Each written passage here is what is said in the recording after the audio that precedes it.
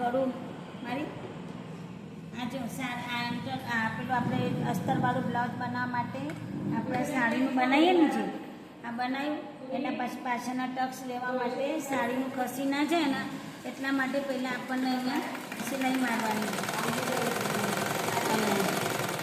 આ સિલાઈ મારી હવે એને કાઢી દેવાનું એ પ્રમાણે તમારા એ સાડીનું કાપડ એ હલી ના જાય બે બાજુ તમારે આવી રીતે ટક્સ બનાવવા માટે તમારી સાડી ખસી ના જાય અંદર કાપડ એટલા માટે પહેલાં સિલાઈ મારી દેવાની પછી આ સાડીનું જે અંદરથી ઉપરનો ભાગ હોય ને કાઢી નાખવાનું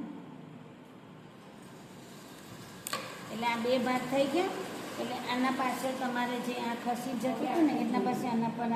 ટક્સ મારી દેવાનું ડાસ એટલે પેલું અંદરનું કાપડ તમારે સેજે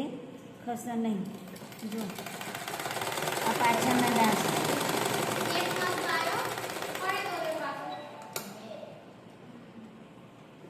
શોર્ટ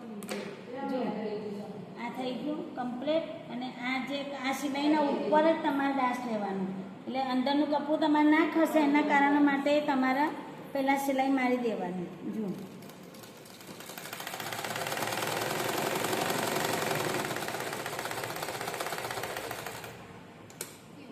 જો